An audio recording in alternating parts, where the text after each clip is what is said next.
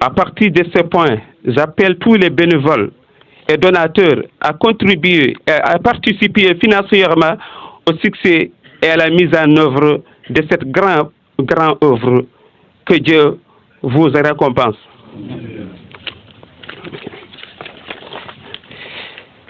Cette pose solennelle de la première pierre marque bien, plus qu'un simple début de construction. Elle incarne l'aboutissement d'une vision collective et l'amorce concrète d'un lieu dédié à la transmission du savoir, des valeurs islamiques et de vivre ensemble à Bonois. Ce projet éducatif promettait voit le jour grâce à une mobilisation exceptionnelle et un soutien précieux. Nous tenons à exprimer notre profonde gratitude aux autorités étatiques et administratives, particulièrement au préfet de Bonois, pour leur accompagnement décisif et les facilités accordées, gazées de leur engagement en faveur du développement éducatif et de la diversité culturelle des Bonois. Aux autorités religieuses locales et nationales pour leur guidance spirituelle constante, leur soutien moral sans faille et leur implication active dans la concrétisation de ces projets essentiels pour notre communauté. Aux autorités traditionnelles et coutumières du Bonois, leur sagesse et leur rôle fondamental dans l'intégration harmonieuse de ces futurs établissements au sein de notre cité. Aux généreux donateurs et partenaires dont la contribution financière et la confiance ont rendu ce rêve réalisable. Aux membres de la communauté musulmane pour leur enthousiasme, leur foi dans ce projet et leur mobilisation qui en sont l'âme vivante. Que cette première pierre soit le fondement solide d'une école rayonnante, formant des générations éclairées, pieuses et utiles à leur société. Nous nous réjouissons de l'inauguration prochaine de ces espaces de savoir et de paix, fruits précieux de notre unité et de forte et notre foi partagée. Vivre l'éducation, vivre la Côte d'Ivoire, vivre la science. Salam alaikum wa rahmatullahi wa barakatuh. Un discours prononcé également en français, dans un français pur académique. Inch'Allah ta'ala. Merci à Thierno Boubacar Kane, merci pour ce brillant discours, toutes nos félicitations et tous nos encouragements. Le calendrier est souvent très chargé. Nous allons passer au message après installation de Thierno Boubacar Kane suite aux salutations du jazz. Inch'Allah ta'ala, après installation de Thierno Boubacar Kane, nous allons passer au discours du consul général du Sénégal en Côte d'Ivoire, son Excellence Mansour VI, Falyatafaddal mashkoura. Rahim. Alhamdulillahi rabbil alamin.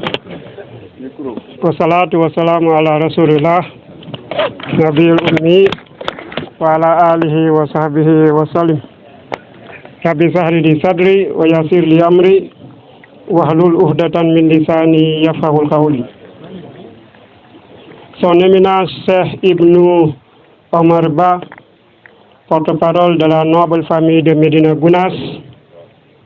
je vous salue avec tout le respect dû à votre rang et sollicite, s'il en était encore besoin, vos ferventes prières pour la paix ici en Côte d'Ivoire, particulièrement en cette période d'élection, mais également des prières pour le Sénégal. Je sollicite également des prières à l'endroit de notre vaillante communauté ici en Côte d'Ivoire, pour un surcroît de soutoura, de tawfeex et de taysir. C'est Moustapha Sonta, Khalif général des Tidjanes ici en Côte d'Ivoire, représenté El Hadj Moussa Dramé, président du COSIM Sud Comoé, dont le discours inspirant a brillamment mis en lumière les fondements de la fraternité sénégalo-ivoirienne. Une fraternité qui est bâtie et constamment renforcée à travers les liens sacrés de l'islam. L'honorable député Seybatou Aw, recevez ici l'expression renouvelée de mon admiration, ainsi que ma disponibilité entière à bénéficier de vos conseils et de vos orientations éclairées. Distingués guides religieux et coutumiers, en vos noms, titres et qualités, chers compatriotes, c'est donc avec un insigne honneur et un grand bonheur que je prends la parole à l'occasion de cette cérémonie solennelle de pose de la première pierre du centre islamique d'Entel Daka Medina Gounass, ici à Bounois. L'implantation de cet institut, ici même en terre ivoirienne, constitue une garantie forte, celle de l'enracinement de nos enfants dans les valeurs de l'islam et de la voie tidjane. Elle incarne également une ouverture sur le monde, rappelant que l'islam est universel, accueillant et tourné vers la lumière du savoir. J'exhorte avec vigueur notre communauté à s'engager sans délai dans la concrétisation de ce haut lieu du savoir. Ce projet,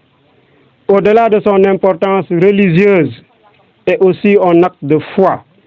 en l'avenir, un legs pour les générations futures. Qu'Allah subhanahu wa ta'ala nous accompagne et bénisse cette œuvre. Assalamu alaikum wa rahmatullahi ta'ala wa barakatuh. Monsieur général du Sénégal, son Excellence Mansour VI, pour ce bref et brillant discours qui dit tout, Alhamdulillahi Rabbil Alamin. D'un moment à l'autre, distingués invités auguste assemblée, chouyouk, imams ici présents, tous à vos rangs et titres et grades respectés, nous allons d'un moment à l'autre accueillir le discours de Thierno, Inch'Allah Ta'ala. Nous attendons juste un petit réaménagement de la part du protocole pour accueillir le discours de Thierno, Inch'Allah Ta'ala. Donc,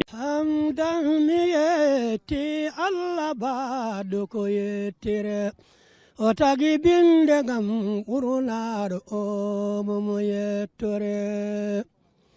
onuli annabaɓe nulaɓe tellini defte fo waliyaɓe caggal ɓe nulaɓe ne jokkore ko nulaɗo wi lomti nulaɓe e diine ko suɓaɓe anduɓe golle sunna ɓe cettore yo Allah juulo e makko fodde tagoje mum kane ɓesugu kane wondiɓe ha dargal dare ɗum ɗo ko saabi ɗum ko gargol ceerno men kijjani lom to sirajo mele omo jaɓɓore so gatamare juurti leydi wurta puɗon jayo yaha kokke ara kokkaje dañe fo gartire gila ceerno men tijjani tijja ha o ari ko welamma mawɗo e diina sunnane siftore almudo fiib yiri ceerno duumo e jewnugol ñande arde ceerno ko ndungu tago ina faabore ko himɓe mawɓe labaɓe yaaɓe wonɓe ɗo lomtiɗo moƴƴini lomtugal ina yakore ko nulaɗo wi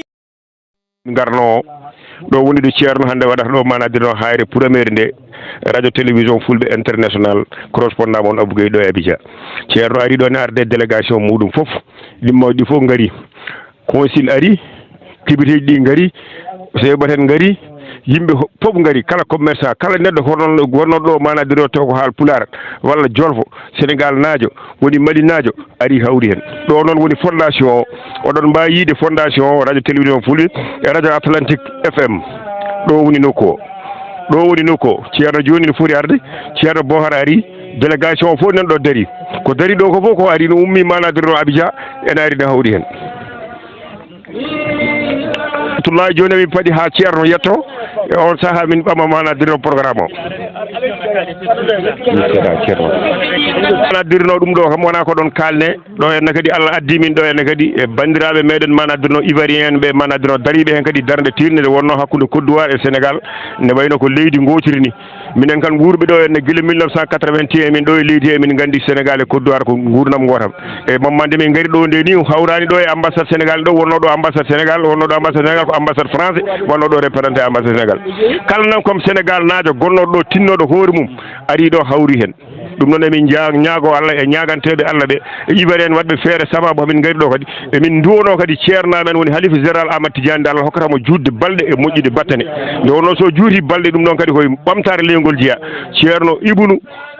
mo Alaji Mamadou Saydou ari ɗo ne arde délégation muɗum kadi min beltima hen ha ko ɗon tan wawi hadde onon radio fulɓe télévision radio fulɓe international gandon noon ko ɗo woni ɗum ɗo ɗum jiyoni image o jiyoni image o joni image o gandon ko ɗo woni manadirno image o ko ɗo woni fondation wiyete noon ko nokku biyeteɗo Bonuwa koye Bonuwa min gari min gummima Abidjan fodde wonde quelques kilomètres arɗo henna deuxiéme sikkome ɗon min gari kala kam kala neɗɗo Sénégal naajo gonnoɗo ɗo henna ari waɗi hen fayida mum mbaɗi hen jawdeli mumen mbaɗi hen moyen mumen mbaɗi hen déplace mumen joguinoɓe moyen ɓe mbaɗi hen wawnoɓe arde ɓe gari ɓe mbawano arde ɓe kadi arnoɓe lomtima ɗumen e inde Sénégal naaɓe foof Allah jarama noon on jarama voilà ayi ko waɗi horo haadi ko yo Allah newnu hen newyaji makko horo haadi ko dokke Allah mawɗo gonɗo dokke Allah mawɗo gonɗo weeɓani ɗum fof ko EVA leɗɗe EVA leɗɗe kawsi wonɗo hen gese mum ɗum fof kañum wonno ɗo Babbo harani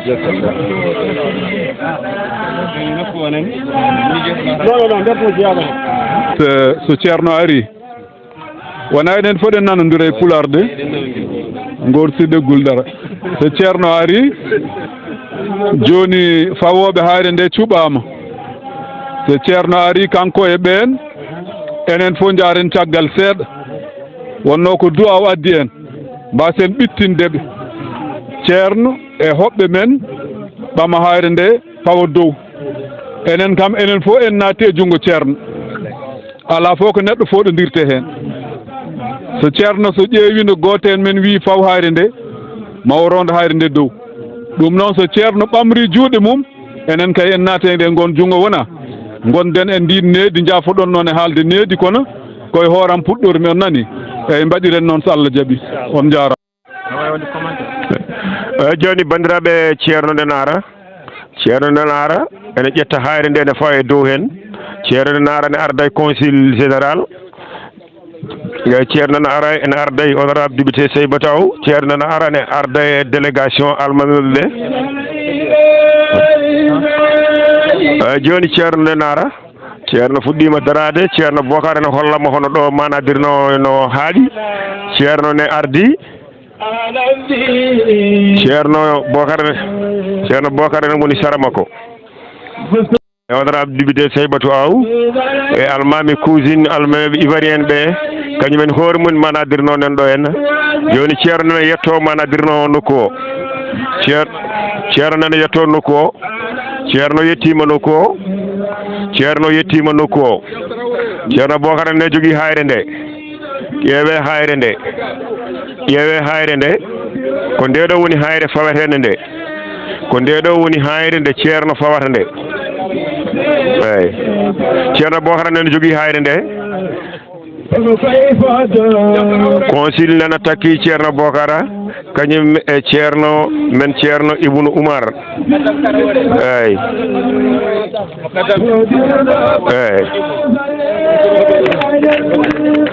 mukaddam tarawore ko wara o darono oɗo banggue mukaddam tarawore ko konko representant khalif général tijani adam bakar tarawore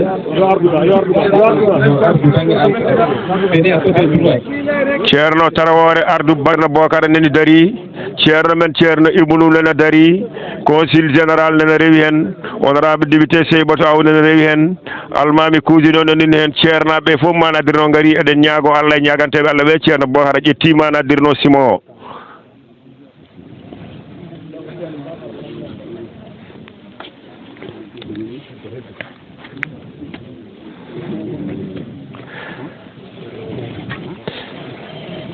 radio télévision fulɓe ƴeewe ceerno nana jagga hayre nde kañum e consul général e cousine ɓe ƴetti manadirno hayre nde ɓe pawi ɗum hen joni ɗum ɗo woni ko fonno waɗede ko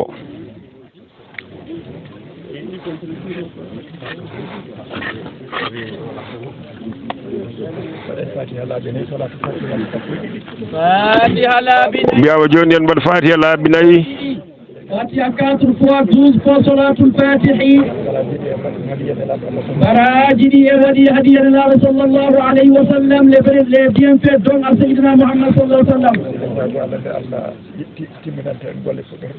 ne ñaago Allah nde o timminanta en golle ɗe poɗɗen nde no ɗumanɗo Allah d'accomplir cette tâche pour nous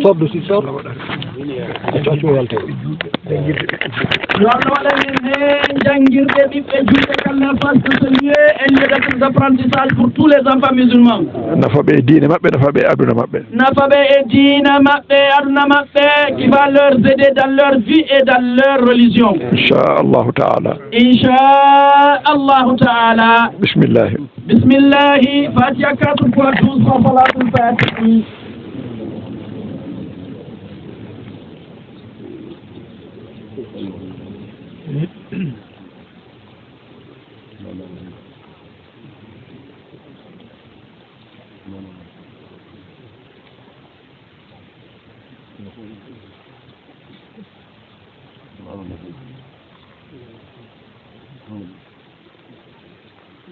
فاتحة صلاة الفاتح الفاتحة وصلاة الفاتح غير المغضوب عليهم ولا الضالين اللهم صل على سيدنا محمد آمين آمين آمين بالله العظيم إن الله وملائكته يصلون على النبي يا أيها الذين آمنوا صلوا عليه وسلموا صلى الله عليه وعلى آله وصحبه وسلم سبحان ربك رب العزة عما يصفون وسلام على المرسلين والحمد لله رب العالمين.